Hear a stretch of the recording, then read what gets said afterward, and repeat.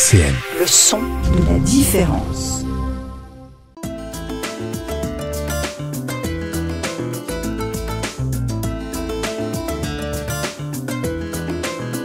Les masques tombent sur RCN. Bonjour à tous et bienvenue dans Les Masques Tombent, l'émission où on parle de culture et de vie associative dans la métropole du Grand Nancy. Vous pouvez nous retrouver en vidéo sur YouTube et en podcast sur le site de la radio www.rcn-radio.org. Aujourd'hui, je reçois Sébastien, Yoé et Thibaut qui viennent nous parler de leur groupe Off Time. RCN, Les masques tombent, Elisa Gautron. Bonjour. Bonjour. Vous allez bien? Ça va et vous? Ça va Ça va. Ça va. Est-ce que vous pouvez vous présenter un petit peu? Allez, vas-y. Ah ouais, bon bah moi je suis Thibaut, je suis bassiste de Off Time. Moi c'est Yoé, chanteuse de Off Time. Et Sébastien, guitariste. Alors comment est-ce que vous avez commencé la musique tous? Alors si je dois commencer, on va remonter très loin. Moi j'ai commencé la musique par mon frère qui était guitariste à l'époque. Et il avait un groupe et puis ils n'avaient pas de bassiste et moi j'étais pas du tout dedans à l'époque. Et puis un jour ça s'est fait par hasard comme ça, quelqu'un a ramené une basse, je trouvais ça rigolo, j'ai essayé puis finalement j'ai commencé comme ça et j'ai jamais arrêté depuis. Voilà. Et t'as appris tout seul? T'as pas suivi de formation? Autodidacte complet, ouais, pendant les 23 premières années où je jouais, j'ai jamais pris aucun cours. Ouais. Et toi Yoé? Moi du coup c'est par mon père parce que j'aimais énormément la musique, j'aimais écouter la musique avec lui. Et j'ai finalement commencé des cours amateurs pour essayer d'un petit peu prouver ma valeur, lui prouver ma valeur. Donc j'ai commencé en chant amateur pendant 2 ans et ensuite je suis rentrée au conservatoire pendant 2 ans aussi. Donc j'ai commencé à faire du chant lyrique et de la chorale. Après j'ai pas du tout aimé, donc j'ai tout de suite arrêté parce que la théorie ça m'allait pas du tout. Et j'ai continué en faisant des cours de chant scénique et particulier. Moi, j'ai commencé, je pense que vers les 14-15 ans, à la guitare, comme tout le monde, comme tous les guitaristes à peu près. Plutôt guitare électrique, mais je fais aussi beaucoup d'acoustique. J'ai eu un groupe avec des potes de lycée où on a joué... la première date, ça devait être sur un concert de 600 personnes. Il pleuvait dans le sud de la France. Donc 3 personnes se sont déplacées à peu près. C'est très bizarre. Et après, j'ai continué pareil en autodidacte comme Thibaut. Et après, j'ai voulu approfondir la partie théorique. Du coup, j'ai pris quelques cours.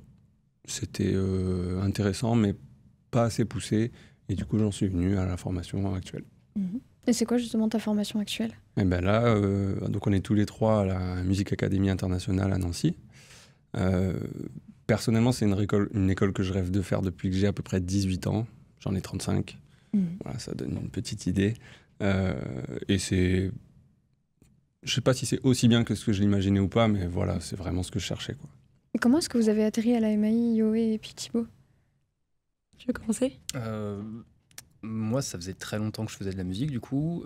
J'ai jamais trop voulu en faire mon métier, peut-être pour préserver un petit peu le plaisir, la folie du truc. Puis après 10 ans... à travailler sur un métier que j'aimais bien, mais voilà, c'était pas ma vocation au départ. Et à un moment, je me suis dit, bon, si... voilà, c'était le moment de tenter. Voilà, un métier dans lequel on est capable de jamais compter ses heures, de passer des nuits à bosser, mais sans que ça soit du travail. Et puis, voilà, j'ai eu envie de tester voilà, de faire le grand saut. Donc là, on n'y est pas encore, mais en tout cas, on est... voilà, c'est ce qui m'a amené à la MAI. Et puis, on espère quand même que ça va marcher derrière. Ouais. Moi, du coup, il y a 2 ans, peut-être un peu plus de 2 ans même, je dirais 3 ans, j'ai fait une formation au CMC Studio à Paris, une formation pour apprendre à concevoir et promouvoir un projet musical. Et j'ai rencontré en fait une ancienne élève de la MAI et qui m'a un petit peu parlé de l'école et ça m'a tout de suite intéressée. Donc j'ai décidé tout de suite après mon bac de me lancer dans cette école, donc j'y suis actuellement aussi. Et qu'est-ce que ça t'a appris d'aller au CMC à Paris? En fait, moi, j'étais dans l'optique de créer un projet de composition. Bon, là, du coup, ça n'a rien à voir avec notre projet Off Time, mais j'ai aussi un projet de composition. Et j'avais voulu créer un EP donc, de 4 titres, et j'avais déjà une composition de prête. Et donc, j'essayais de savoir un petit peu comment le concevoir et le promouvoir au mieux pour que ça soit quelque chose de qualitatif. Comment est-ce que tu t'es mise? Comment est-ce que tu es passée un peu du chant à la composition? En fait, pour moi, ça a été toujours... je dirais qu'en fait, j'ai limite commencé par la composition plutôt que la reprise, je dirais. Enfin, pour moi, ça a toujours été super important. Et là où je me suis sentie le plus à l'aise, limite, c'était sur la composition. Donc, j'ai tout de suite, j'ai écrit très jeune déjà. Et après, pour la composition, ce qui était dur pour moi, c'est que j'étais pas forcément instrumentiste. Donc, du coup, j'ai commencé à apprendre un petit peu le piano et j'ai commencé à faire des accords et à composer au piano aussi. Donc, ça a été très naturel, en fait, d'associer chant et composition pour moi. D'accord. Et chacun, qu'est-ce que vous préférez dans la musique ? C'est-à-dire Wow. Est-ce qu'il y a... pour quelles raisons est-ce que vous appréciez autant jouer de la musique ? Moi, je sais répondre si jamais vous voulez Ah bah réfléchir, vas-y, les gars. parce que- Moi, j'ai toujours été quelqu'un de très crispé, surtout au niveau corporel et très, très stressé. Donc, je sais que le chant, ça m'a permis vraiment de... Enfin, c'est comme une thérapie pour moi et ça m'a vraiment permis de respirer. Parce que je sais que voilà, je coupe vraiment ma respiration sans forcément me rendre compte. Et le chant, ça m'a vraiment permis de respirer, un moyen de m'exprimer aussi. Et justement, ayant commencé pour prouver ma valeur à mon père aussi, c'est une manière pour moi de pouvoir être vraiment qui je suis. Donc c'est pour ça. Qu'est-ce que tu veux répondre après ça? C'est beaucoup moins profond, on est d'accord. Je suis trop forte. Moi, je dirais que j'ai plus découvert, peut-être avec l'année justement à la MAI, là. Je faisais quand même beaucoup de musique seul dans ma chambre. Je compose, je fais plein de choses. Mais le faire tout seul, c'est bien beau, mais de s'apercevoir quand on arrive à jouer en groupe, à faire sonner quelque chose en groupe, je pense que, en tout cas pour moi, c'est ce qui me plaît le plus. Quand on voit que ça sonne, là, c'est intéressant. Moi, très simplement, je pense que c'est juste ce que ça me fait ressentir. Et voilà, c'est chercher une émotion et peut-être même aussi essayer de la retranscrire en musique. Voilà. Alors, est-ce que tu as des artistes en particulier qui t'inspirent musicalement parlant? Oui, alors j'ai une liste très longue sur Deezer, mais quand on me les demande de tête, je suis jamais foutu de les sortir. Donc après, moi, je viens plus du rock. J'ai commencé en faisant du punk, ensuite du metal. Donc je sais pas, mon premier gros coup de cœur, c'était Deftones par exemple, parce que c'était un groupe un peu avec du gros son, mais qui n'était pas désagréable au niveau de la voix, des choses comme ça. Donc après, j'aime beaucoup des groupes comme At the Drive-In qui vont être du post-hardcore, des choses comme ça. Ça peut paraître violent dans le nom, mais ça ne l'est pas tant que ça. En fait, il y a beaucoup d'énergie, mais avec des guitares qui ne sont pas super saturées non plus, mais une folie de créativité, tout ça. Donc en fait, moi, je vais aimer plein de styles tant que ça me parle, tant qu'il y a une émotion qui se véhicule, et que ça peut être du hip-hop, des sons électro, du rock, voilà. Donc je pourrais sortir 600 noms, mais ça, je sais pas si ça sert à grand-chose. Et vous, Yo et Sébastien? Vas-y. Moi, du coup, j'ai toujours un peu galéré avec cette question d'influence parce que j'ai découvert mes influences assez tard, étant donné le fait que la musique que j'ai le plus écoutée dans mon enfance, c'était vraiment les années 80. Après, pour autant, c'est pas ce que j'aimais le plus chanter. Et récemment, j'ai découvert au NJP à Nancy Zao de Sagazan. Et j'ai vraiment adoré sa manière de bouger sur scène. Moi, je sais que c'est quelque chose qui me touche énormément, l'aspect scénique. Et j'avais découvert un peu plus tôt aussi, il y a quelques années, Oshi, que j'avais vu en concert. Dans ses textes aussi, elle me touche beaucoup. Et il y a le côté variété un peu française que j'aime bien. Et des sons un petit peu plus électro que j'aime beaucoup aussi, que j'utilise d'ailleurs dans mon projet compo. Voilà. Moi, ça va être assez large. J'ai commencé un peu comme Thibaut par Korn, System of a Down, tout ça, tout ce qui est très guitare, on va dire. Après, je suis allé beaucoup plus sur la guitare acoustique avec des trucs du genre Fink, Andy Mackey. Ça va pas parler à grand monde, mais c'est très guitare acoustique, presque uniquement guitare acoustique d'ailleurs. J'ai eu ma grosse période de musique électronique avec tout ce qui est plutôt dubstep et des choses comme ça. Je pourrais donner des noms, mais alors là, je pense que ça va encore moins parler. Et du coup, c'est vrai que je me sers un petit peu de tout ça dans ce qu'on essaye de faire pour que y a du bon à prendre dans chaque style. Et du coup, je trouve ça plus intéressant et c'est un peu le mélange aussi qui fait les nouveautés, donc c'est assez sympa. Alors avant de parler de la création du groupe, on va écouter Superstition de Stevie Wonder et puis on revient juste après. Les masques tombent sur RCN. On est toujours avec Sébastien, Yoé et Thibaut pour parler de leur groupe Off Time. Alors dites-moi, comment est-ce que vous vous êtes rencontrés tous les trois? Ah oui, carrément. C'est vrai, carrément. On s'est rencontrés du coup à la Music Academy Internationale à Nancy. Donc on a commencé l'école en septembre dernier là. Et on a commencé à jouer. De toute façon, on a tous joué tous ensemble. On n'avait pas trop le choix de qui prendre. On savait pas trop les niveaux. On était un peu perdus. Donc à force de faire des ateliers au sein de l'école, on a bien aimé jouer ensemble. Donc il se trouve qu'on a fait plusieurs projets. Enfin, on a essayé de jouer ensemble sur plusieurs projets et ça a super bien marché. On s'est super bien entendus tous les trois. Donc nous voilà. C'est ça. Et comment est-ce que vous avez décidé de monter le groupe Off Time ? Ça fait partie des projets qu'on monte en tant qu'élève de la MAI, mais en tant que futur professionnel aussi. Parce que là, notre but, on a 1 an pour apprendre plein de choses, pour apprendre une façon de travailler, comment le métier fonctionne, et puis aussi pour préparer l'avenir. Donc nous, l'année se finit dans quelques semaines, et après, il faut qu'on travaille, quoi. Donc on monte des projets, et là, l'idée, c'est de monter un projet en espérant pouvoir gagner notre vie ou une partie de notre vie. Voilà. Après, nous, on a principalement basé le groupe sur l'idée il faut que ça touche toutes les générations. C'est pour ça qu'on a aussi donné le nom de Off Time. Donc ça crée une petite parenthèse temporelle. Notre but, voilà, c'est vraiment d'amener de la positivité et des sourires aux gens et de pouvoir tout simplement passer un moment ensemble sans qu'il y ait les problèmes du quotidien. Comme une sirène de police, par exemple. Et donc c'est quoi votre style musical ? Vous faites uniquement de la reprise, c'est ça ? Dans ce projet, oui. Ouais. Ouais, c'est vraiment principalement variété, que ce soit française ou internationale, à partir des fins des années 70 jusqu'à des morceaux de cette année, l'année dernière, tous les styles. Et est-ce que vous envisagez de composer un jour ou pas seulement faire des reprises ? On va te laisser répondre. Voilà, vous allez me laisser.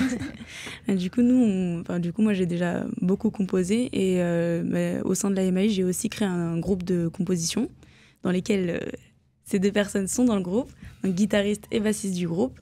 Et on lance tout juste le projet de composition là, à l'heure actuelle, donc on va essayer aussi de faire émerger le projet. Donc là, c'est des compositions qui sont essentiellement rock, électro-pop. Je sais pas en dire que 2, à chaque fois je suis obligée de dire les 3, parce que c'est vraiment, il y a quand même une base de variété avec quelques influences rock et des sons assez électroniques. Donc là pour l'instant on a 4 compositions et on va commencer la 4e composition bientôt et voilà. Et comment est-ce qu'il est né ce projet de composition ? Moi, ça fait du coup longtemps que je compose et que je veux déjà produire mes compositions. Après, j'avais pas forcément de musicien pour travailler avec moi jusqu'à présent. Et j'ai vu que j'aimais bien bosser avec ces 2 personnes et un claviériste et un batteur qui étaient super cool aussi. J'ai trouvé que ça pouvait être super bien de faire avec eux, tout simplement. Parce que c'est vrai que moi, je faisais toujours sur bande-son. Enfin, j'avais bossé avec un arrangeur avant. Et là, on a vraiment tout réarrangé ensemble. Donc, c'était vraiment un travail assez conséquent. Et en fait, ça a donné quelque chose de vachement cool. En live, en plus, c'est beaucoup plus prenant en fait d'être beaucoup plus sur scène parce que voilà, chacun se pousse à avoir une interprétation. Donc, c'était cool. Alors, du coup, vous n'avez pas encore fait de scène là, avec le groupe actuellement ? Avec Off Time ? Avec Off Time, on n'a pas encore fait de scène, on en a des prochaines. Et donc, comment ça s'est passé vos premières scènes individuellement ? Moi, j'ai un peu vécu le grand écart, quoi. Ma toute première scène, c'était sur une remorque de tracteur. Voilà, je crois que j'avais 3 mois de basse dans les pattes et c'était une fête de la musique au fin fond de la Haute-Marne. Voilà. Et puis après, au fur et à mesure des projets, des scènes un peu plus sympas. Et jusqu'à la dernière artiste avec qui j'ai travaillé, on a joué à l'Autre Canal pour les 10 ans. Pour les 10 ans de l'Autre Canal, pardon. On a pu jouer aussi au Gouvy, à Frémin-Merlebac et puis à la Souris Verte à Épinal. Donc c'était des moments très sympas. Moi, ça va être un grand écart. Comme j'ai dit au début, j'ai joué devant sûrement 3 personnes dans une salle de 400, donc ça paraît encore plus vide. Et il y a 2 ans bientôt, j'ai joué au Stade de France devant 55 000 personnes. Le mec a fait le Stade de France, quoi. Pas tout seul, on était 1000 musiciens, donc évidemment, c'est pas la même chose. Mais c'est pas forcément plus impressionnant. Ouais. Bizarrement, c'est à vivre. Mais c'est vrai que c'est pas plus impressionnant. C'est hyper intéressant pour moi en termes d'organisation et de boulot. Mais au niveau scène... Je pense que ce que j'ai préféré, c'était sur un projet de compo où j'ai fait un tremplin dans une salle où j'ai découvert un de mes artistes préférés. Et donc, du coup, de jouer dans la même salle, je sais pas, il y avait quelque chose qui m'a bien plu, quoi. Et moi, pareil, le grand écart, du coup. J'ai commencé à 11 ans à la MJC de ma ville, où il y avait bien 300 personnes quand même dans le théâtre où on était.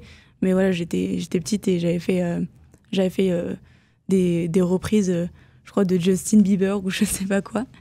Et après, je me suis retrouvée à 15 ans à jouer très régulièrement, enfin quasiment toutes les semaines avec mon beau-père dans les bars, dans les restos, en fait, à côté de chez moi. Et ça m'a beaucoup plu. Et après, je me suis retrouvée soliste aux Folies Bergères dans le cadre de mon option musique. Donc avec l'orchestre des PMS, Petites Mains Symphoniques. Donc du coup, ouais, un écart assez conséquent entre les deux. Ouais. Alors pour poursuivre, je vous propose d'écouter la version acoustique de Freed from Desire de Gala. Et puis on revient juste après. Les masques tombent sur RCN. On est encore et toujours avec Sébastien, Yoé et Thibaut pour parler de leur groupe Off Time. Alors dites-moi, est-ce qu'il y a des projets sur lesquels vous travaillez actuellement ? Beaucoup.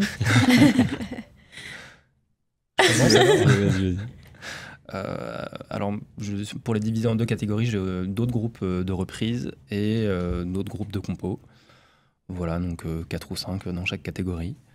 Et qui sont pour la plupart à peu près au même moment de leur vie que Off Time, c'est-à-dire des projets qui sont créés pendant l'année, enfin finalement très récemment finalement. Et voilà, donc il n'y a pas encore grand-chose à en dire, à part que peut-être qu'ils passeront bientôt dans cette émission, je ne sais pas. Peut-être. Et puis en projet de compo, dans un groupe rock sur Maxéville, avec des amis qui ont joué depuis 2-3 ans. Pas encore fait de grosses scènes, mais c'est des scènes assez intimistes, mais très sympas quand même.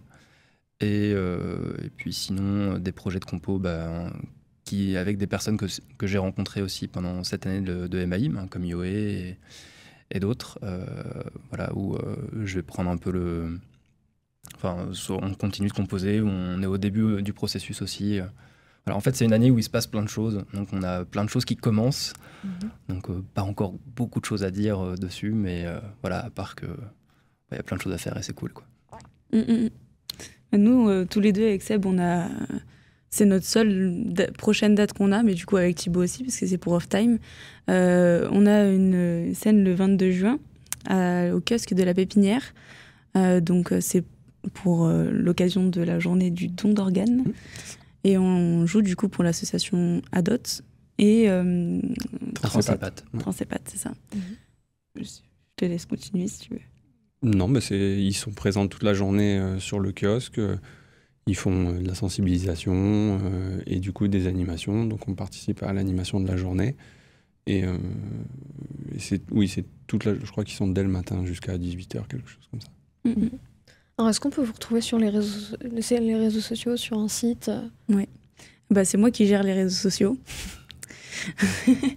Donc sur Instagram, on est contact.offtime@gmail.com. Non, ça c'est notre mail. C'est pas grave. Mais sur Insta, c'est à peu près la même chose de toute façon. Donc c'est Offtime Music. Oui, c'est ça.